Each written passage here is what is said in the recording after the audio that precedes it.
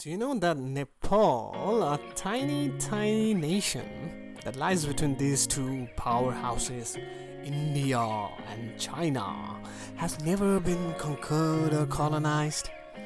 See, throughout the history, there have been small nations which have misfortune of sharing the border with much powerful nations and has been troubled by them. For example, think of Belgium, which shares border with Germany, or you can also think of the nations that has surrounded Russia. These countries has always been troubled by their big powerful neighbors.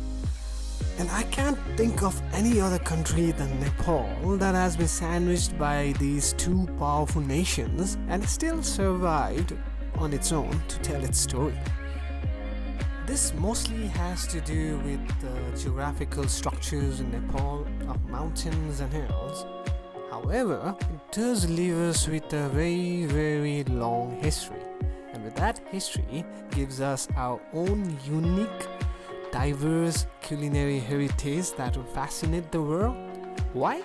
I'll tell you why. See, Nepal draws its influences from its neighboring surrounding countries such as India, China and Tibet, and it has its own varieties of food that has been evolved through times in history and has been passed through generations and centuries.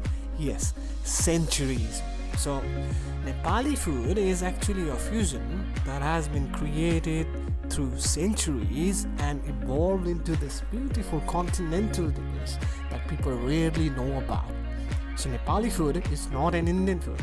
It's not a Chinese food. It's a cuisine of its own, has its own unique touch, and would be quite interesting for the culinary world to understand.